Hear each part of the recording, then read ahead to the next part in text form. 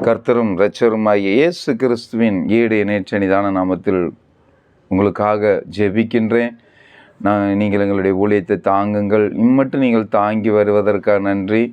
மேலும் தொடர்ந்து நம்மளுடைய ஊழியங்களுக்காகவும் ஊழியத்தின் காரியங்களுக்காக நீங்கள் ஜெபிங்கள், தாங்குங்கள். ஜிபே நம்பர் மற்றும் ட்ரஸ்ட் அக்கௌண்ட் நம்பர் அதில் கொடுக்கப்பட்டிருக்குது. நீங்கள் அதை தாங்கும்படி அன்புடன் கேட்டுக்கொள்கின்றேன். இந்த நாட்டில் நாம் தியானத்திற்கு என்று எடுத்துக்கொண்ட வேத பகுதி ஆதியாகமம் புஸ்தகம் 4ஆம் அதிகாரம் நாம் கவனிக்கலாம். ஆதாம் தன் மனைவியாகிய ஏவாளை அறிந்தான். அவள் கர்ப்பவதியாகி காயினை பெற்றாள். கர்த்தருக்கால் ஒரு மனுஷனை பெற்றேன் என்றாள். பின்பு அவனுடைய சகோதரனாய் ஆபேலை பெற்றாள். ஆபேல் ஆடுகளை மேய்க்கிறவனானான். காயின் நிலத்தை பயிரிடுகிறவனானான். வேதத்தில் ஆதாமுக்கு 2 பிள்ளைகள். அந்த 2 பிள்ளைகளும் ஆபேல் ஆடுகளை மேய்க்கிறவனாக இருந்தான்.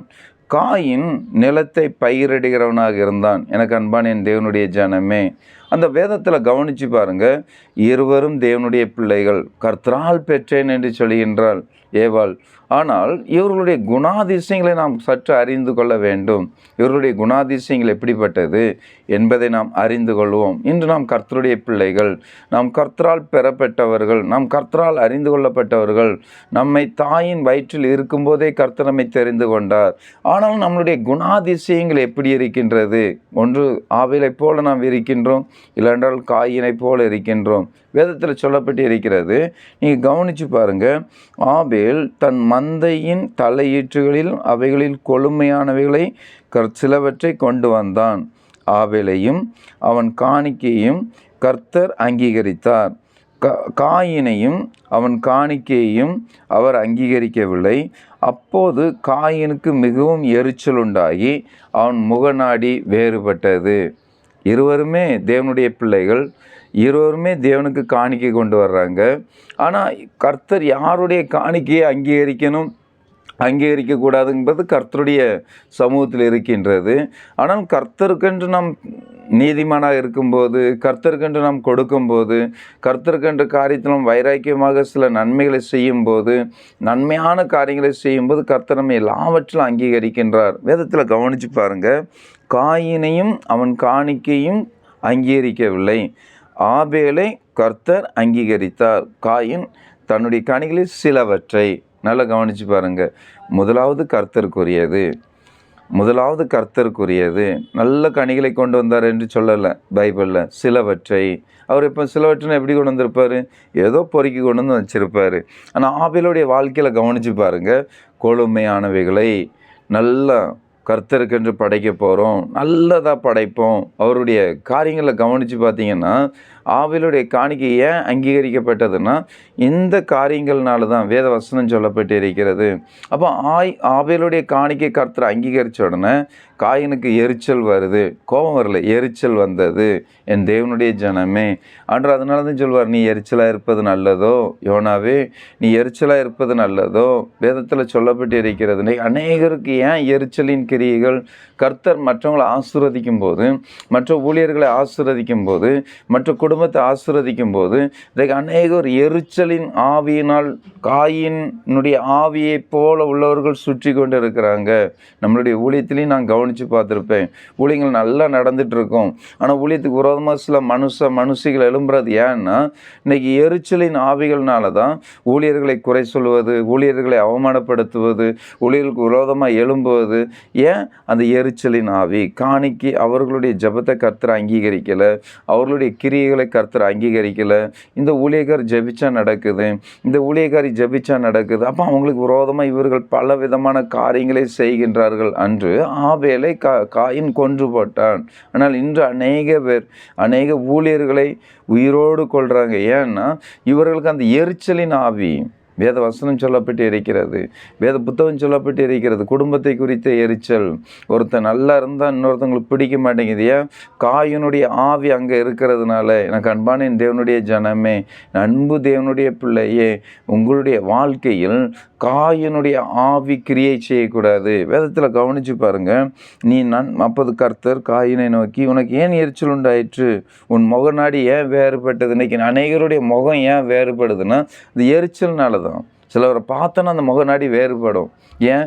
அவங்களோட கர்த்தருடைய பிள்ளைகள். அவன் பாரு இப்படி ஊழியம் பார்க்குறானம்மா, அவள் பாரு இப்படி இருக்கிறாளாம்மா சொன்னால் அந்த முகம் அப்படியே மாறும். ஏன் அந்த முகம் மாறுதுன்னா, அவர்கள் காயினுடைய ஆவியை உடையவர்களாக ஜீவிக்கின்றார்கள். அன்பு தேவனுடைய பிள்ளையே, ஆண்டு காயினை குறித்து என்ன சொல்கிறாரு பாருங்க, நீ நன்மை செய்தால் மேன்மை இல்லையோ, நீ நன்மை செய்யாதிருந்தால் பாவம் வாசப்படியில் படுத்திருக்கும். எனக்கு அன்பான என் தேவனுடைய பிள்ளையே, நீங்கள் ஒரு வேளை ஊழியர்களை குறித்தோ இல்லை நீங்கள் மற்றவர்களை குறித்து நீங்கள் குறை சொல்லி அவர்களுடைய குடும்பங்களையும் பிரித்து அவர்களுடைய பிள்ளைகளை கெடுத்து நீங்கள் பேசுவீர்கள் என்றால் பாவம் வாசப்படியில் படுத்து கிடக்கும். Be careful. ஏன் சொல்கிறேன்னு அந்த வார்த்தையை, நீங்கள் நன்மை செய்தால் ஒரு மேன்மை கர்த்தர் வைப்பார். நான் என்னுடைய வாழ்க்கையில் கவனிச்சிருக்கிறேன். நான் யாருக்கும் துரோகம் பண்ணதுலேருந்து நிறைய காரியங்களை சொல்லுவேன், நிறைய நன்மைகள் செய்வேன். என்னால் முடிஞ்ச வரைக்கும், என்னால் முடியாத வரைக்கும் ஏதாவது செஞ்சு நன்மைகளை செய்வேன். ஆனால் அந்த நன்மைகளை செய்கிறதுனால கர்த்தர் இதுவரைக்கும் என்னை மேன்மையாகவே கொண்டு போகின்றார். எல்லா காரியத்திலும் மேன்மையாகவே நடத்துகின்றார். நான் நிறைய ஊழியர்களை பார்த்துருக்கிறேன். நன்மை செய்வாங்க அந்த ஊழியர்கள் மேன்மையாகவே இருப்பாங்க, மேன்மையான காரியங்களே பெறுவாங்க. நிறைய குடும்பங்களை பார்த்துருக்கிறேன். நிறைய குடும்பத்தில் உள்ள பிள்ளைகளை நான் பார்த்துருக்கேன். அவங்க நன்மை செய்வாங்க. நன்மை செய்தவங்கெல்லாம் மேன்மை அடைஞ்சிருக்கிறாங்க. நீங்கள் யாருக்காவது நன்மை செய்யாமல் தீமை செஞ்சீங்கன்னா உன் வாசப்படியில் பாவம் படுத்து கிடக்கும். நீ உன் கணவன் எவ்வளோ சம்பளம் வாங்கிட்டு வந்தாலும், உன் பிள்ளை எவ்வளோ சம்பளம் வாங்கிட்டு வந்தாலும் ஒரு சமாதானம் இருக்காது, குடும்பத்தில் ஒரு சந்தோஷம் இருக்காது. எப்போவும் முதலை கண்ணீர் வடித்து கொண்டே இருப்போம். வேதவசனம் சொல்லப்பட்டிருக்கேன். சில குடும்பத்தின் பெண்களை பார்த்துருக்குறேன். சில குடும்பத்தில் உள்ளவங்களை நான் கவனிச்சிருக்கிறேன். நிறைய சம்பளம் வாங்குவோம், சொந்த வீடெல்லாம் இருக்கும். ஆனாலும் அந்த முதல்ல மாதிரியே கண்ணீர் வடிச்சுக்கிட்டே இருப்பாங்க. ஏன்னா அவர்கள் வீட்டு வாசப்படியில் பாவமும் சாவமும் படுத்திருக்கும். ஏன்? அவள் காயினுடைய ஆவியை உடையவளாக இருப்பாள், காயினுடைய ஆவியை உடையவனாக இருப்பான். என் அன்பு தேவனுடைய பிள்ளையே, நீ ஒரு வேளை ஊழியக்காரனாக இருக்கலாம், ஒரு வேளை விசுவாச பிள்ளைகளாக இருக்கலாம். நீங்கள் மற்றவர்களுக்கு விரோதமாக எரிச்சல் வர வேண்டாம். உங்களுக்குள்ள மற்ற காரியங்களுக்கு விரோதமாக எரிச்சல் வர வேண்டாம். யோனாவுடைய வாழ்க்கையில் கவனித்து பாருங்கள். யோனா ஒரு செடிக்காக அந்த செடி காய்ந்து போனது என்பதற்காக அவருக்கு எரிச்சல் உண்டாயிருச்சு. ஆண்டவர் என்ன சொன்னார் தெரியுமா?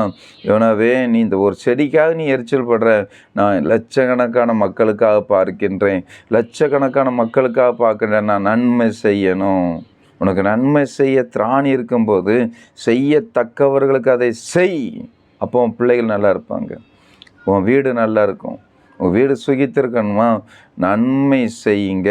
எனக்கு அன்பான தேவனுடைய ஜனமே, அந்த வசனத்தில் பாருங்கள், நீ நன்மை செய்தால் மேன்மை, நீ நன்மை செய்யாதிருந்தால் பாவம் படுக்கும் வாசப்படியில். இன்றைக்கி எரிச்சல் வேண்டாம், கோபம் வேண்டாம், விரோதமான காரியங்கள் வேண்டாம். வேதத்தில் 8வது வசனத்தில் காயின் தன் சகோதரனாகி ஆபேலோடு பேசி அவன் வெளியில் இருக்கும் சமயத்தில் காயின் தன் சகோதரனாகிய ஆபேலுக்கு விரோதமாய் எழும்பி அவனை கொலை செய்தான். கர்த்தர் காயினை நோக்கி, உன் சகோதரனாகிய ஆபேல் எங்கே என்றார். அதற்கு அவன், நான் அறியேன், என் சகோதரன் நான் காவலாளியோ. எப்படி கேட்குறவர்? நான் என்ன அவனுக்கு என்ன வாட்ச்மேனா, காவலாளியா? அப்படி கேட்குறாரு. அதுக்கு ஆண்டவர் சொல்கிறாரு, அதற்கு அவர், என்ன செய்தாய்? உன் சகோதரனுடைய இரத்தத்தின் சத்தம் பூமியிலிருந்து என்னை நோக்கி கூப்பிடுகிறது. நீங்கள் மற்றவர்களுக்கு விரோதமாக எரிச்சல்னால நிறைய காரியங்கள் செஞ்சீங்கன்னா அவங்க ரத்தம் கூப்பிடும். அவங்க ரத்த வலிக்கு ஆளாகாதீங்க. மற்றவர்களுக்கு விரோதமாக எரிச்சலில் அவங்கள அவமானப்படுத்தாதீங்க. எரிச்சலில் நீங்கள் நல்லா இருக்கணும், உன் பிள்ளை நல்லா இருக்கணும்னு நினச்சி நீ மற்றவங்களை அவமானப்படுத்தாத, மற்ற குடும்பத்தை அவமானப்படுத்தாத. கர்த்தர் உன்னை, அவருடைய சத்தம், அந்த இரத்தத்தின் சத்தம் கேட்கும். ஆண்டவர் உனக்கு சாபத்தை கொடுப்பார். இன்றைக்கி அநேக குடும்பங்களில் ஏன் சாபம், ஏன் பாவம் வாசப்படியில் படுத்து கிடக்குது? அதுக்கு சொல்கிறார் பாருங்க, நீ இந்த பூமியிலே சபிக்கப்பட்டு இருப்பாய்.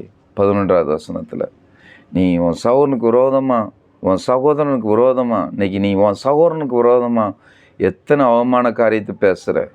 உன் சகோதரனுக்கு விரோதமாக, அவன் யாரோ தெரில, அவனா, எப்படி அந்த சகோதரிக்கு விரோதமாக, அவன் சகோதரிக்கு விரோதமாக, உன்னை பெற்றோர்களுக்கு விரோதமாக, உன்னை நடத்தி வந்த ஊழியர்களுக்கு விரோதமாக எத்தனை வார்த்தையை பேசுகிற.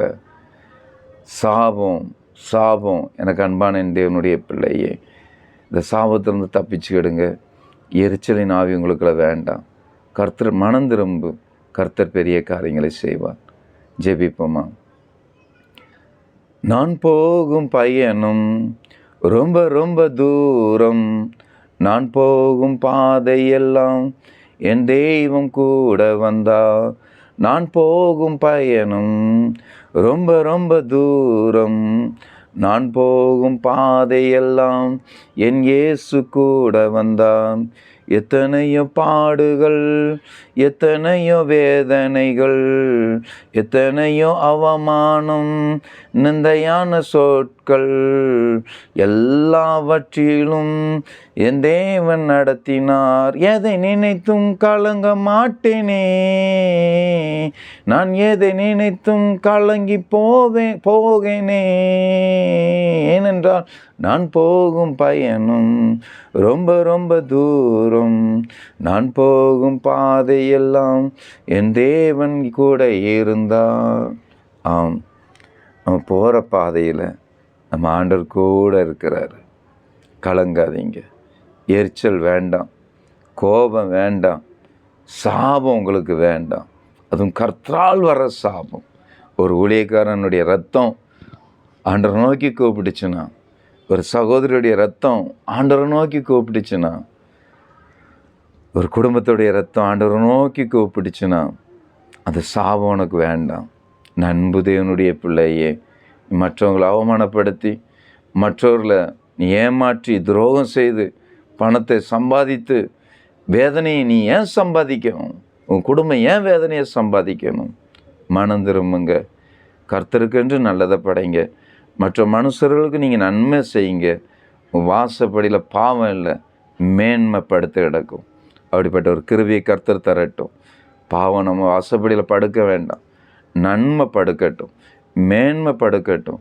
அவருடைய கிருபை நம்மளோட இருக்கட்டும், வழி நடத்தட்டும்.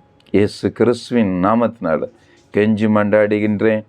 அவளை போல உம்முடைய சமூகத்தில் நாங்கள் எப்போதும் நன்மை செய்கிறவர்களாக உமக்கென்று எல்லா காரியத்திலும் உடைய நாமத்தை மையப்படுத்துறத கிருபை செய்யும், வழி நடத்தும். இயேசு கிறிஸ்துவின் நாமத்தின் நல்ல பிதாவே, ஆமென், ஆமென். God bless you. நண்பு தேவனுடைய பிள்ளைகளே, ஊழியர்களுக்காக ஜெபிங்க. ஜிபே மற்றும் ட்ரஸ்ட் அக்கௌண்ட்டில் நீங்கள் ஊழியர்களுக்காக கொடுக்கும்போது கர்த்தர் இன்னும் மேன்மை அடைவார். அது வருகின்ற ஒவ்வொரு காணிக்கைகளையும் நாங்கள் தேவனுக்கென்று உதவி செய்கின்றோம், செலவு செய்கின்றோம். கிராமங்களில் ஊழியம் செய்கிறாங்க. நான் பட்டணங்களில் இருந்தாலும் கிராமங்களில் என்னுடைய ஊழியர்கள் ஊழியம் செய்கிறாங்க.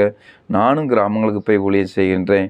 கர்த்தர் கூட இருந்து உங்களையும் என்னையும் நம்ம பிள்ளைகளையும் நடத்துவாராக. God bless you.